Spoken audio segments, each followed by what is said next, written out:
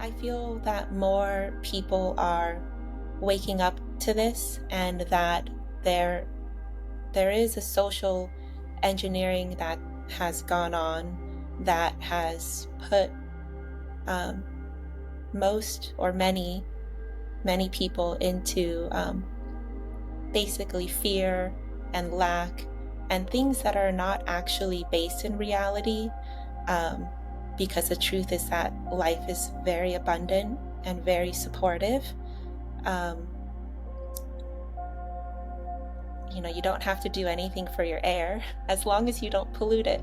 You shouldn't have to do anything for water as long as you don't dam it. Um, but there's kind of been like the blinds pulled over people's eyes in terms of also hiding um, hiding discoveries or preventing discoveries from reaching their full fruition for the whole of humanity, rather than maybe a select few. And like a enforced forgetfulness, even in terms of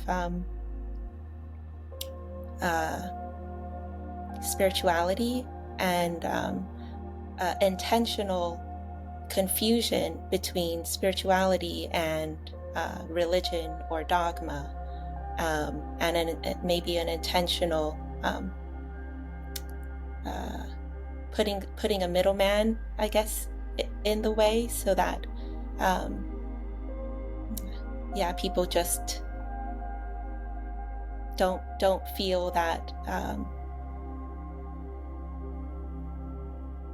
this might sound strange, but that God is real, and God not being some man in the sky that only pertains to one religion, but God just being greater consciousness, or the context, the web that actually holds all of our existence together. Yeah. And people just think they're like an island floating in the middle of the ocean, completely alone, completely independent of the ocean itself. And even science has gone down that road in terms of people thinking in very linear ways about what is an atom, what are electrons even, or thinking that the nucleus is the master of control of the cell, the commander, the dictator, or the ruler, when really there's a lot of evidence that points to the cell itself responding to its environment, and the environment actually informing, communicating with the nucleus to appropriately respond to the environment as one complete unit of information. Well, the expression of our DNA, if we're relaxed, if our heart is open, the DNA opens up, and all those they call the junk DNA becomes active. If you're under duress, then the DNA will squeeze the spiral and become less expressive, and that's what's happening. You just explain it. So if our DNA can be opened up and we can relax, function, if we can relax and open up and not be put under any sort of duress by communication, then our DNA will give expression to our full potential. And our full potential can't be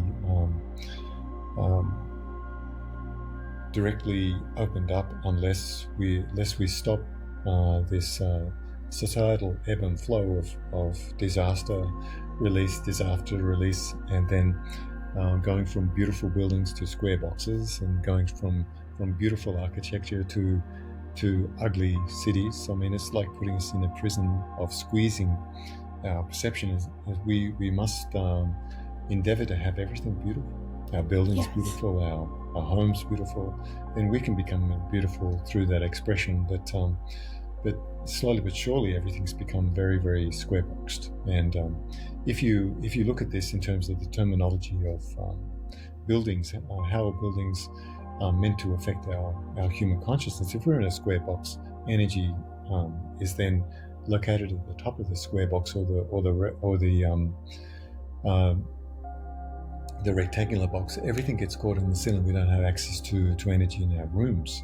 So it's very, very important to make sure that everything has a vibration that allow us to integrate. with the greater energies of our buildings and everything like that, and not putting us into a deficit state. I'm off there. Yeah.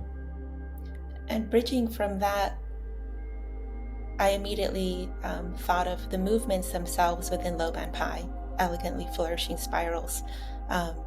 And you also mentioned it's follows the Fibonacci sequence. Yes. I feel like I love doing them so much because of the beauty of those movements. And it's like, okay, most of us live in square buildings, but at least then we could do spiral Fibonacci beautiful movements with our bodies and maybe radiate that outward. Exactly. And this will bring more enlightenment to the world for sure. Even if I just press like this and release, there's a circular release inside of the body. So the Fibonacci principle can be defined through opening the bones and pressing, releasing, or they can be pushed open and release and pull back and go back into the body. In terms of how you spiral the bones, everything like this, it is a very, very beautiful system as far as I'm concerned. It's a system which empties your mind into the value of movement or the beauty of that particular movement, and then releases yourself into your heart consciousness. Because the heart consciousness is very, very important to open up, so that we can really see that there are very, very progressive ways to evolve through communication. Because that's what we are. We're beings of communion.